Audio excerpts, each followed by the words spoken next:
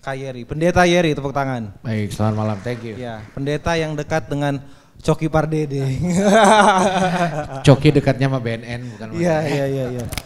Habib Ahmad Al-Idrus. Terima kasih Habib sudah bergabung dengan kami. Sama-sama. Habib milenial ini teman-teman. Ya terlepas mungkin ada beberapa gereja nggak dapat izin, sebagian besar beribadah dengan aman, dengan nyaman, dengan sejuk gitu. Ya kan, bahkan saya sering mengatakan bahwa Muslim di Indonesia itu bagai pohon beringin yang membuat banyak orang bisa berteduh. Kebijakan yang salah akan tetap berjalan, tapi karena ada suara-suara kebenaran akhirnya ada perubahan. Dan perbedaan itu satu hal yang biasa. Politik berbeda itu juga hal yang biasa. Kerukunan kita jangan dibawa-bawa. Kalau mau benerin rumah sana gitu. Enggak, karena kalau kita udah clear. Iya. Clear ya. Kita clear. Tos dulu. Kopeng ini udah. Allahu Akbar, Allahu Akbar.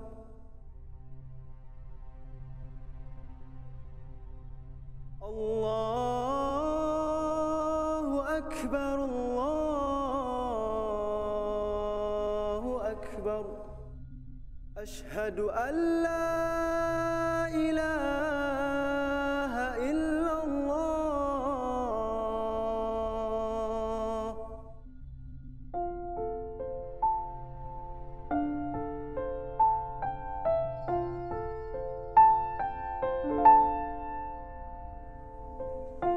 Ashhadu an la ilaha illallah.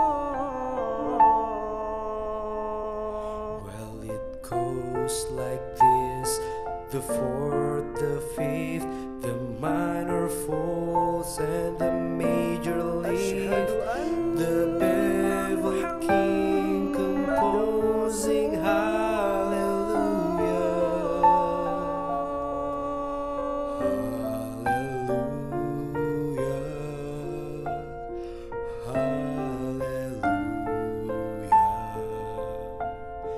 Ashhadu anna Muhammadan Rasulullah.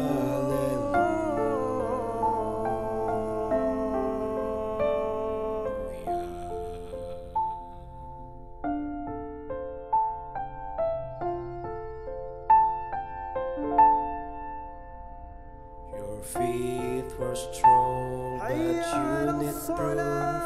You saw her bathing on the roof, her beauty and the moonlight overthrew you. She tied you to her kitchen chair. She broke your throne and she cut your hair, and from your lips she drew the hallelujah.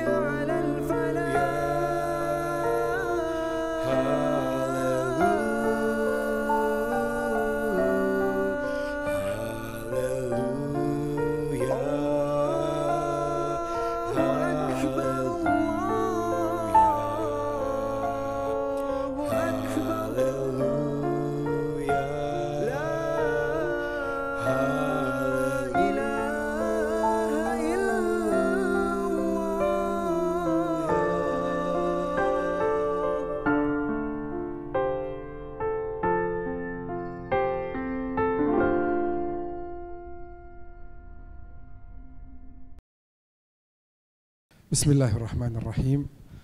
Wa'tasimu bihablillahi jami'an wa la tafarraqu wadhkuru ni'matallahi 'alaikum idh kuntum a'da'an fa'allafa baina qulubikum fa asbahtum bi ni'matihi ikhwana.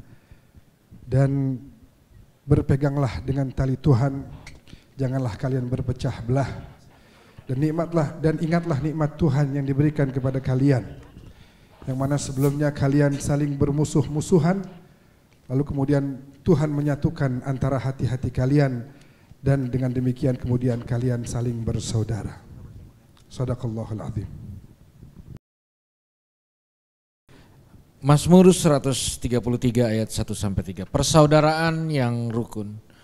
Nyanyian ziarah Daud, sungguh alangkah baiknya dan indahnya apabila saudara-saudara diam bersama dengan rukun.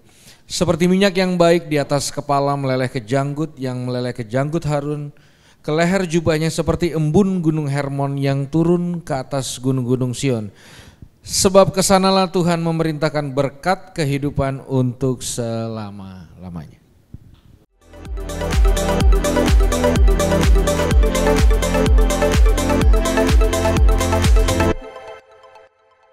Oke, halo, selamat malam teman-teman semua.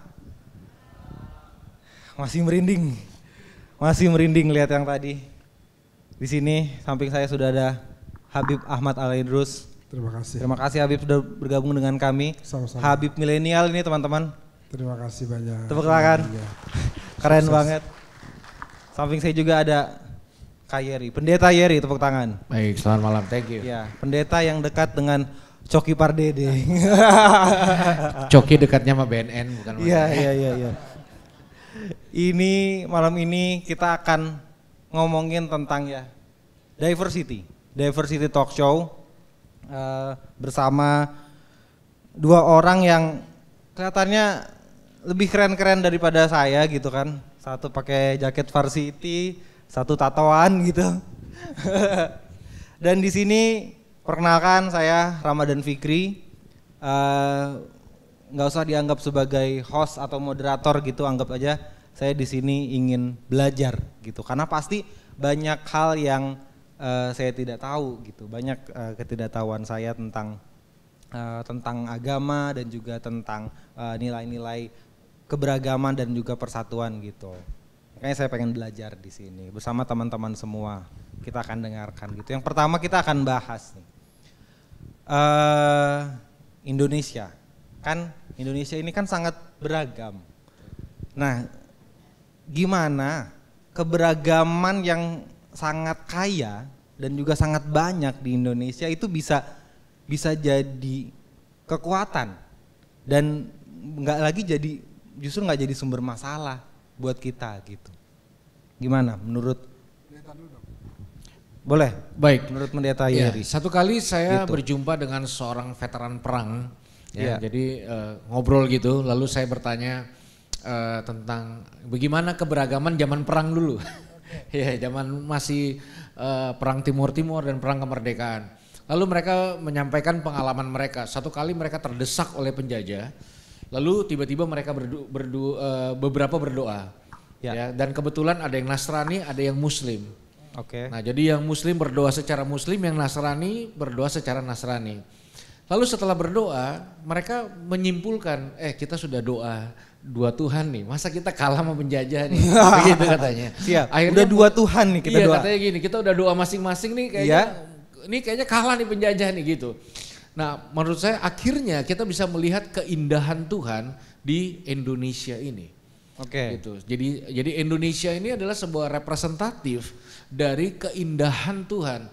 Karena saya meyakini kalau kita cinta Tuhan, toh akhirnya kita harus belajar mencintai yang Tuhan cintai kalau dalam sebuah perspektif. Jadi saya nggak bisa hanya menangis cinta Tuhan, toh saya harus belajar mencintai yang Tuhan cintai. Dan saya meyakini salah satu yang Tuhan cintai adalah Indonesia dengan segala keberagamannya gitu. Jadi menurut saya adalah sebuah anugerah di Indonesia ini. Saya ketemu Habib, ketemu kamu, dan acara yang luar biasa ini gitu. Jadi sebuah kekuatan anugerah. Indonesia itu Tuhan di hati, Garuda di dada. Nah, gitulah kurang lebih lah. Luar biasa. Gimana kalau Habib menanggapinya? Baik, terima kasih. Pertama, kita semua adalah manusia-manusia, makhluk-makhluk yang sesuai dengan sila pertama bahwa kita memiliki Tuhan yang Maha Esa. Semua kita bertuhan dan kita harus mengetahui bahwa Tuhan yang Maha Esa itu, Tuhan yang Maha Kuasa itu punya satu kemauan, yaitu terjadinya perbedaan antar sama makhluknya. Karena kalau dia mau, dia bisa jadikan semuanya satu suku atau satu agama atau satu ras atau satu bangsa atau satu warna kulit dan lain sebagainya. Tapi tidak. Yang ada adalah Tuhan memberikan warna yang berbeda-beda pada setiap makhluknya. Dan dari situ kita harus belajar bahwa keinginan Tuhan ini pasti ada hikmahnya. Dan kemudian kita tinggal di negeri tercinta kita, Indonesia. Di Indonesia ini ada 17.000 sekian pulau, ada 700 lebih bahasa, dan yang tidak saling memahami satu sama lain. Itu adalah satu kekayaan yang luar biasa. Dan sering saya sampaikan dimanapun beberapa kali kesempatan itu bahwa nabinya umat Islam, yaitu Nabi Muhammad, mengajarkan kepada umatnya untuk memberikan rahmat dan kasih sayangnya itu tanpa mandang bulu. Jadi bahkan kalau kita bicara saling menghargai itu adalah toleransi, dalam ajaran kami meyakini saling menghargai itu adalah kewajiban yang sudah diperintahkan oleh nabinya umat Islam. Sehingga kami melihat bahwa menghormati sesama makhluk Tuhan adalah kewajiban yang sudah diajarkan oleh Nabi kita kepada umat Islam. Oke. Ya. Tapi sebelum jauh nih Bib, kita akan ngomongin soal keberagaman lagi. Yang tadi performance yang tadi gitu, yang Habib bawakan sebuah ayat, kemudian disambung juga Pendeta Yeri membawakan sebuah ayat. Bisa dijelaskan lagi nggak makna lebih dalamnya dari ayat yang tadi, begitupun juga ayat yang dibawakan oleh Pendeta Yeri seperti apa gitu, makna lebih dalamnya lagi, Bib. Baik, jadi di situ ayat tersebut menggunakan kata-kata hablillah, tali Tuhan. Hablillah, ya. Oke. Wa'tasimu, berpeganglah bihablillah, dengan tali Tuhan. Oke. Coba bayangin deh, bayangin, misalnya ada satu orang hanyut di sungai yang deras. Oke. Ya. Satu orang hanyut di sungai yang deras, yang arusnya sangat deras. Sungai Ciliwung kan nih, Bib? Biar spesifik gitu. Oke, katakan saya kalau Ciliwung. ngebayangin harus spesifik. Katakan Ciliwung gitu ya. Katakan Ciliwung. Oke. Tiba-tiba dari kejauhan dia melihat ada satu pohon besar, ya, yang kemudian di atasnya itu ada terikat sebuah tali menjulur ke bawah. Ya. Apa yang akan dilakukan oleh orang yang sedang terbawa arus tersebut? Pasti dia akan berupaya menggapai tali itu. Iya, supaya selamat. Karena tali itu akan membuat dia tidak lagi terbawa arus. Betul. Ya, arus perpecahan, arus permusuhan, arus pecah belah, arus adu domba. Kita pegang tali itu, maka kita akan selamat. Wa'tasimu bihablillah, pegang erat tali Tuhan tersebut, wala tafarraqu, jangan kalian berpecah belah. Wadhkuru ni'matallahi alaikum, ingat terus nikmat yang Tuhan berikan kepada kalian, idh kuntum a'daan. Karena sebelum adanya nikmat tersebut, manusia itu bermusuh-musuhan, berpecah belah. Nah, kemudian datanglah ini utusan-utusan Tuhan, para nabi, para rasul, dari mulai Adam sampai yang terakhir Nabi Muhammad, untuk memberikan tuntunan-tuntunan sesuai yang diinginkan oleh Allah Subhanahu wa taala kepada seluruh makhluk-makhluknya, sehingga kita semua diperintahkan untuk berpegang kepada tali tersebut, karena ini adalah nikmat yang sudah begitu besar dipersiapkan untuk kita hamba-hamba Tuhan ini agar tidak terpecah belah. Dan in kuntum a'daan fa'alafa baina qulubikum fa asbahtum, maka kemudian dengan nikmat tersebut kalian menjadi saling bersaudara, begitu. Subhanallah. Tapi kalau kayak performance tadi menyanyikan lagu Haleluya, ada azan juga, hukumnya gimana tuh, Bib? Gimana? Kita kan sesuatu yang baru juga menyaksikan hal yang seperti itu gitu. Gimana? Pendeta? Ya kalau kita lihat di beberapa wilayah di Indonesia ada Ya. banyak yang gereja bersebelahan Betul. dengan masjid. Iya, banyak. Cuma tidak berbarengan aja. Yang berbarengan. satu azan, yang satu jadi yang satu misalnya nyanyi puji-pujian gitu. Iya. Itu kan ada literasi atur secara etika masing-masing. Iya. Ya, jadi kalau menurut saya bahwa itulah pemandangan Indonesia ya, betul ya. Ya, jadi secara eksklusif kita nggak saling mempengaruhi, emang beda. Tapi secara inklusif kita bisa ngonten bareng seperti malam ini gitu. Itu Ya. semangat inklusif yang ya nggak bisa dipungkiri, itulah keindahan Indonesia yang luar biasa kalau menurutku. Oke, tapi kalau balik lagi ke ayat yang tadi Pendeta Jerry sampaikan, apakah maknanya juga serupa dengan yang tadi Iya. Habib bilang? Jadi bagaimana? Jadi kalau di ayat itu ada satu berkat yang unik. Jadi dikatakan seperti embun di Gunung Hermon. Gunung Hermon itu dekat Libanon. Oke. Ya, perbatasan Israel ujung Libanon. Nah, dibilang embun itu mengalir ke Bukit Sion. Bukit Sion itu ada Aqsa wilayah di situ. Nah, itu sebenarnya embun nggak mungkin bisa mengalir ke situ, itu mustahil kecuali diperintahkan Tuhan. Jadi ada otoritas yang lebih tinggi berdaulat atas semua. Nah, itu hanya bisa terjadi kalau di atasnya kita saudara bersama, diam bersama dengan rukun. Nah, jadi blessing dari Tuhan bukan hanya sehat, kaya, tajir, dapat pacar, Iya. promosi. Salah satu blessing yang sangat indah adalah rukun. Nah, rukun dalam sebuah persaudaraan. Jadi rukun itu satu pencapaian dari tingkat spiritualisme. Ya. Kehidupan seseorang, dia mampu bersama dengan yang berbeda, ya mungkin sampai nggak punya agama juga. Oke. Yang nanti bicara. Oke. Saya izin nambahin boleh. jawab yang tadi Rama sempat Ya. tanyain masalah hukum azan sama apa tadi? Oh iya. Haleluya. sama lagu Haleluya. Bersama-sama. Saya kemudian flashback teringat di zaman Nabi Muhammad suatu kali ada kaum Nasrani dari Najran. Oke, seperti apa tuh? Datang ke masjid Nabi. Kemudian ingin diskusi. Tentu diskusinya diskusi yang dasarnya adalah ingin tahu, bukan dasarnya itu mau saling serang, Oh, menarik tuh. saling mengalahkan. Karena pengen tahu. Ya. Karena pengen Siap. tahu, pengen tahu. Betapa banyak pendeta, tadi kita sempat ngobrol di belakang, ada hal-hal yang kita nggak tahu, setelah duduk bareng, saya jadi tahu, kemudian dari pihak pendeta juga jadi, kemudian ada tambahan informasi mungkin. Nah itu karena adanya duduk bareng dengan niat murni ingin tahu. Dan ingin tahunya bukan dari sumber yang salah, tapi dari sumber yang memang punya kapabilitas untuk menjelaskan tentang hal tersebut. Misalnya kaum Nasrani Najran mau tahu, datanglah ketemu dengan Nabi Muhammad. Kemudian terjadi diskusi.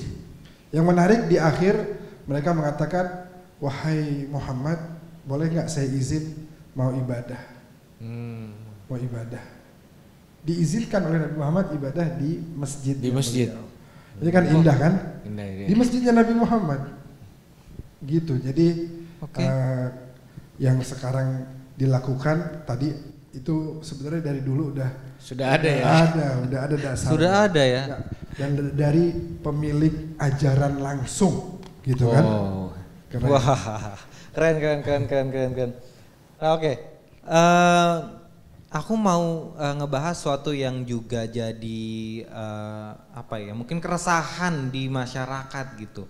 Kadang untuk kaum yang minoritas, itu tuh teman-teman minoritas kita kadang merasa terkucilkan, merasa nggak mau bersuara karena sudah merasa kami minoritas gitu, kami nggak akan didengar kalaupun bersuara, kami sedikit jumlahnya. Nah, gimana kita mau merangkul mereka yang minoritas ini supaya ya ayo kita nih persatuan, kita nih toleransi gitu. Gimana Bib? Kita caranya Bib untuk nge-grab itu?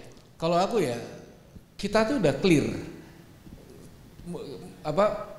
Mau ada letupan-letupan kecil terjadi tidak mewakili persaudaraan yang sudah terbangun. Saya berkali-kali katakan ini. umat Nasrani, Kristen, harusnya bersyukur ada di Indonesia yang berpenduduk Muslim mayoritas. Ya, mayoritas kita. Karena ya terlepas mungkin ada beberapa gereja nggak dapat izin, sebagian besar beribadah dengan aman, dengan nyaman, dengan sejuk gitu, ya kan. Bahkan saya sering mengatakan bahwa Muslim di Indonesia itu bagai pohon beringin yang membuat banyak orang bisa berteduh. Mungkin permasalahannya adalah di regulasi pemerintah dan kebijakan-kebijakan pemerintah yang mungkin itu. Karena kalau di kami rasanya clear, Masuk ada. politik nih. Ya masuk nih, Ya, karena bridgingnya nih. kalau Bukan di- komisi kalau nggak ke pemerintahan. Iya, karena kalau dilihat dari kami katakanlah minoritas itu ya, Ya, ya. nggak ada masalah gitu loh. Maksudnya kita terayomi, terfasilitasi gitu. Iya kan, nggak ada sesuatu yang meresahkan dan mengkhawatirkan di antara umat beragama. Iya, Tidak ada. Iya. Tapi ini bisa meruncing kalau regulasi pemerintah tidak tegas dalam menegaskan regulasi yang sudah ada. Jadi kerukunan kita jangan dibawa-bawa. Kalau mau benerin rumah sana gitu. Enggak, Karena kalau- kita udah clear. Iya, iya. Clear ya. Kita clear. Tos dulu, tos Tos dulu. Kopeng ini udah. Iya. Gitu. Iya, masa kalau yang aku lihat sekarang ya secara ras, secara agama kita udah menghargai perbedaan, justru meruncingnya nih dengan perbedaan pilihan politik gitu. Di situnya malah keras. Pendapat dan pendapatan sih ya. Pendapat dan pendapatan, ya. Gimana? Kalau Habib? bicara sebenarnya gini. Regulasi pemerintahnya Oh gitu. gimana? Kalau sebelumnya kita bicara masalah minoritas dan mayoritas. Iya, itu dulu. Bahwa kadang-kadang agak rancu gitu ya. Kayak misalnya ini mungkin kita bicara masalah dunia internasional. Zionisme itu secara jumlah itu minoritas, tapi secara kebijakan mereka menguasai mayoritas. Jadi sebenarnya minoritas itu tidak selalu bicara tentang jumlah. Pengambil kebijakan di negeri kita itu minoritas, tapi mereka bisa memberikan kebijakan-kebijakan yang mereka inginkan yang tidak diinginkan oleh mayoritas. Terkadang begitu. Jadi selalu kita berbicara, kalau seandainya, sekalipun seandainya kita mau memasukkan pemikiran mayoritas minoritas itu di kepala kita, maka yang mayoritas harus menjadikan yang minoritas sebagai prioritas supaya tidak terjadi penindasan dari mayoritas kepada yang minoritas. Iya. Begitu. Oke. Saya teringat tadi waktu pendeta Yeri menceritakan tentang sebenarnya gereja tidak mendapatkan intimidasi dari kaum muslimin. Walaupun mungkin ada 1-2 dan itu sangat sedikit sekali jumlahnya. Di Pulau Manipa, saya dari sini naik pesawat ke Ambon, lalu naik pesawat lagi ke Pulau Buru, lalu menyeberang 4 jam ke pulau namanya Manipa. Ada gereja besar. Pendeta tahu di pulau yang sinyal belum masuk itu, listrik juga setengah hari ada, setengah hari enggak. Iya. Ya, itu ada gereja yang besar dan ternyata jumlah pengikut Nasraninya, umat Kristianinya hanya tidak lebih dari 10 rumah saja. Tapi tidak ada intimidasi. Oke. Itu kan keren, itu Ya. kan bagus. Jadi Ya. diberikan ruang untuk masing-masing menjalankan keyakinannya masing-masing gitu. Oke. Jemaah. Alhamdulillah. Keren. Biar afdol aja kita kayak ceramah ini. Oke, kita balik lagi itu intermezzo aja. Aku mau ngangkat ini sih, yang baru-baru ini juga, bukan baru-baru ini, akan terjadi kunjungan Paus ke Indonesia. Nah, gimana Pendeta Yeri dan Habib melihat dan mensikapi hal tersebut? Baik, saya duluan ya. Ya. Jadi ketika tim protokol Vatikan sedang inspeksi ke Masjid Istiqlal, Aku Hah? lagi di sana, Bib. Aku Oke. lagi bawa anak-anak sekolah minggu silaturahmi ke Masjid Istiqlal. Kapan itu ya? Kapan itu ya? Mungkin 4 bulan lalu, 3 bulan lalu. Oh, gitu. 4 bulan lalu dulu udah persiapan berarti ya? Udah persiapan. Iya, iya, iya, Jadi iya, kayak saya nggak tahu tuh tim FBI-nya atau siapanya gitu. Ya, Ngecek dulu ya. Jadi keliling steril. Keliling mungkin dulu, ya. oke. Nah, saya lagi bawa anak-anak sekolah minggu di sana, saya jelasin tentang perbedaan. Ya, Dan ya, di situ terus? saya melihat bahwa persiapan yang dipersiapkan Masjid Istiqlal itu tidak main-main. Artinya mereka tidak membedakan yang datang ini pemuka agama dari agama yang bukan muslim. Iya, iya. Dipersiapkan dengan sangat serius dan luar biasa. Dan kita tahu ada terowongan toleransi kan di antara Istiqlal dan Betul. katedral itu ya. Dan kunjungan ini kita lihat juga betapa seriusnya pemerintah Indonesia mempersiapkan sebagai negara yang berpenduduk muslim besar mempersiapkan seorang kedatangan tokoh. Dan di Indonesia ini kayak kebahagiaan semuanya gitu loh. Ini kayak yang happy semua, bukan cuma umat Katolik gitu. Iya, iya, iya, iya. Nah, jadi inilah warna Indonesia. Kita bisa melihat nanti ketika jelang kedatangan, kalau saya nggak salah ada 3 hari giat. Betul, Ya betul. kan, mengunjungi Istiqlal salah satunya, lalu ada misa akbar di Bung Karno, ya. Dan seperti biasa teman-teman NU Banser yang akan jadi baris depan untuk menjaga selalu, itulah pemandangan yang sudah biasa. Iya. Ya, makanya saya salut sama teman-teman NU. Ujung tombak dan ujung tombok gitu prinsipnya. Ngomong NU nih. Aku punya satu Ini jaket NU. gitu, aku Oh, punya. punya Iya. NU. Jadi Nah, mari gimana? kita ini akan menjadi sebuah tontonan menarik dan luar biasa. Luar mungkin biasa di ya. tengah hingar-bingar panasnya politik yang juga mungkin ada di saat ini.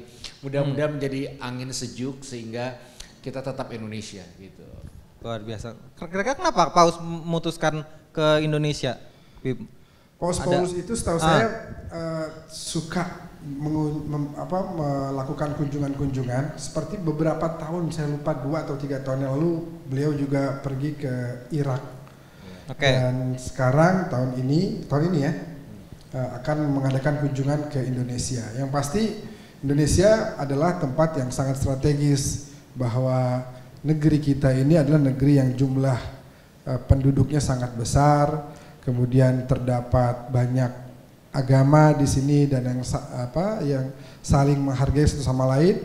Pastinya ada harapan besar dari seluruh bangsa Indonesia, sebagaimana Grand Sheikh Al Azhar yang datang bulan lalu, kalau tidak salah, bulan atau dalam waktu dekat ini Paus Paulus akan datang. Pastinya ada harapan besar, misi yang akan dibawa oleh Paus Paulus pasti akan memberikan banyak sekali kebaikan-kebaikan buat kita semua. Iya. Saya yakin Iya, itu. Oke. Nah, aku juga mau ngomongin talk show kita sendiri ini. Talk show diversity yang mungkin sudah kita temui juga. Yeah. Pendeta Yeri mungkin dan Habib sudah berkali-kali mungkin mendatangi talk show serupa gitu dengan tema serupa. Nah, aku pernah dengar juga dari Mbak Inayah Wahid kalau nggak salah. Dia pernah bilang justru talk show diversity ini sudah nggak perlu dilakukan lagi supaya masyarakat fokus pada prakteknya, bukan dengan dengerin talk show begini gitu. Nah, gimana Habib soal itu? Oke. Izin ya. Ya. Kalau di Al-Quran itu dibilanginnya begini, وَذَكِّرْ فَإِنَّ الذِّكْرَ تَنْفَعُ الْمُؤْمِنِينَ. Terus berikan peringatan, karena peringatan itu sangat bermanfaat. Semua umat Islam tahu bahwa misalnya sholat itu wajib, tapi belum semuanya sholat, sehingga perlu untuk diedukasi lagi, disampaikan lagi. Bukan berarti mereka udah tahu terus selesai, tidak. Manusia itu adalah makhluk yang memang secara kodratnya harus terus-menerus diberikan motivasi, karena semangatnya naik turun, kan begitu. Di zaman para sahabat sekalipun, mereka kalau ada keinginan buruk di hatinya, buru-buru datengin Nabi, ingin mendengar nasihat dari Nabi, dan kemudian dari situ hilanglah niat-niat yang tidak baiknya. Artinya kegiatan seperti ini tentu sangat bagus untuk terus dijalankan. Sangat bagus justru tapi ya, jangan lupa bahwa prakteknya itu juga harus jalankan juga. Betul, Maksudnya betul. Mbak Inayah itu seperti itu, bahwa banyak dari kita udah tahu masalah secara teori, tapi ayo praktekkan, tunjukkan. Makanya tadi ada hal-hal yang benar-benar harus kita lakukan secara langsung gitu, secara real. Iya. Gimana kalau Pendeta Yeri ada tambahan? Kalau menurutku gini, hampir nggak semua ya, kebanyakan acara toleransi Ya. hanya mampu mendatangkan audiens yang sudah toleran gitu. Oke, Jadi menarik nih. Kayak reuni aja gitu. Iya.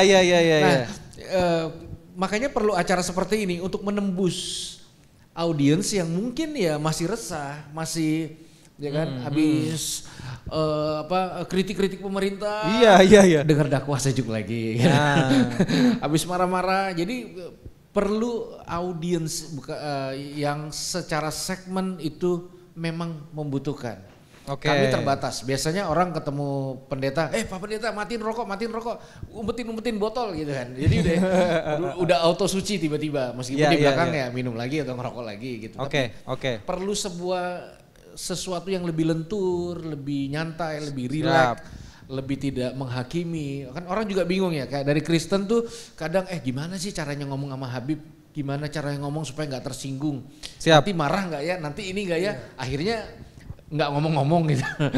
Oke. Nah, perlu untuk mencairkan dalam sebuah segmen. Kita perlu ngomong politik. Nah, biarlah dua tokoh agama ini yang di hadapan teman-teman ini juga bisa menjadi penyejuk di tengah-tengah apa yang ada, sehingga juga kita bisa mendapatkan informasi-informasi yang menurut saya masih dibutuhkan dalam forum-forum seperti ini.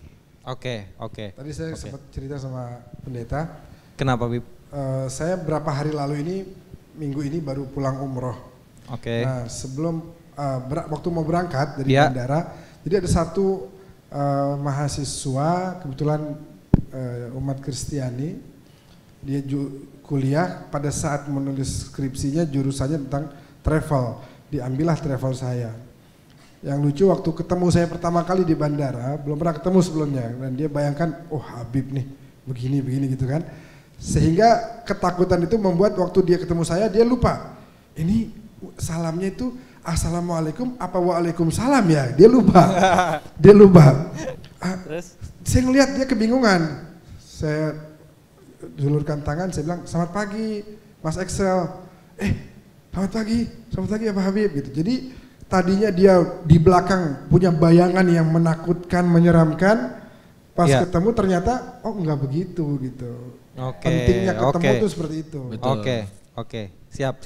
Sayang sekali waktu kita udah habis sepertinya, tapi terakhir boleh kita nih sampaikan sedikit aja di sisa waktu yang kita punya. Karena sehabis ini juga ada sahabatnya Pendeta Yeri akan tampil, Coki Pardede gitu kan, yang kalian juga tunggu-tunggu.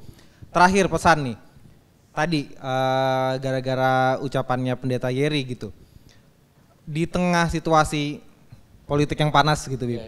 Boleh kita dikasih pesan yang menyejukkan buat teman-teman kita di sini yang anak-anak muda, yang juga tertarik dengan politik gitu, ngikutin politik setiap hari, tentunya teman-teman rakyat komisi, untuk bisa tetap sejuk, bisa tetap damai dengan perbedaan pendapat, perbedaan pilihan politik dan lain sebagainya gitu. Mungkin dari Pendeta Yeri dulu. Baik, nanti akan ke Habib. Kita nggak bisa pungkiri ya, suhu politik kita tuh wadidau lah, panas. Wah, panas ya. Kalau nggak kan acara ini nggak dibuat begitu kan. Iya, betul. Jadi memang nggak bisa, dan itulah sebuah ekspresi demokrasi yang ya, kalau kita resah tunjukkan keresahan kita. Siapa di sini berjuang gitulah. Sampaikan isi hati dan munculkan identitas kita seperti apa yang kita yakini sebagai pejuang gitu. Tapi didasari semua kacamata perjuangan itu, baiklah kita tetap meyakini dan mempercayai bahwa Tuhan juga melihat sesama manusia dalam rukun, itu juga hal yang sebuah krusial. Jadi saya meyakini, mungkin ini satu kalimat yang ingin saya ucapkan di akhir. Kita nggak bisa bangun bangsa ini dengan cara yang sama dengan mereka yang merusak bangsa ini. Kita nggak bisa caranya yang sama gitu. Jadi malam hari ini di pertemuan yang singkat mungkin ada sebuah panorama yang menarik. Oke. Ada seorang habib dan pendeta, kita bisa melihat lakukan perjuangan dalam sebuah kesejukan iman dan kebersamaan. Gitu. Tepuk tangan. Begitu. Habib, nggak boleh kalah sejuk, silakan. Oke. Saya yakin bahwa acara ini bagian dari upaya untuk menyuarakan suara-suara kebenaran. Kayak kemarin kalau kita tidak bersuara mungkin kebijakan yang salah akan tetap berjalan. Tapi karena ada suara-suara kebenaran akhirnya ada perubahan. Dan perbedaan itu satu hal yang biasa. Politik berbeda itu juga hal yang biasa. Bahkan Nabi Daud dengan Nabi Sulaiman sama-sama Nabi, sama-sama Rasul. Kalau bahasa di Kristianinya David dan Salomo. Daud dan Salomo. Ayah dan anak pernah ada perbedaan pendapat. Waktu itu suatu hari ada seorang pemilik domba dan dombanya itu masuk ke perkebunan tetangganya, memakan dedaunan yang ada, tumbuhan-tumbuhan. Nabi Daud mengatakan orang itu harus bertanggung jawab dengan menyerahkan seluruh dombanya kepada pemilik kebun. Nabi Sulaiman mengatakan tidak, enggak begitu. Pemilik domba harus menyerahkan sementara waktu aja sampai pemilik domba itu berhasil mengganti rugi yang dialami oleh pemilik kebun. Setelah itu diambil lagi, dan pada saat diserahkan dombanya silahkan ambil susunya, manfaatkan bulunya, dan akhirnya perbedaan itu ada. Namun karena dasarnya adalah pengetahuan, dasarnya adalah kasih sayang, tidak terjadi keributan. Yang terjadi adalah karena dasar perbedaan itu adalah kebodohan misalnya, atau fanatisme buta yang membuat enggak, pokoknya ini benar, enggak begitu.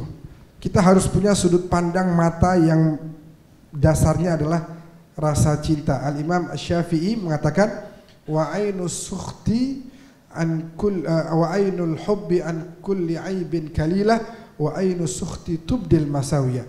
Mata kalau penuh dengan cinta maka dia akan meminggirkan, menyampingkan kekurangan-kekurangan orang. Dia akan melihat sisi positifnya.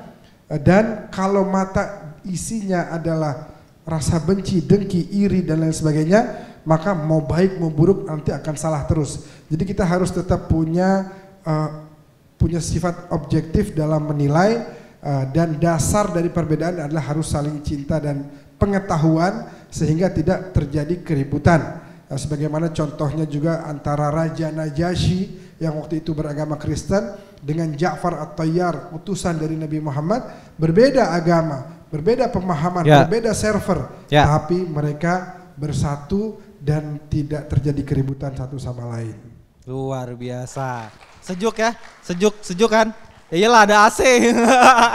Kita akan sesi foto, itu juga akan mengakhiri talk show kita hari ini. Kita akan sesi foto dulu bersama teman-teman.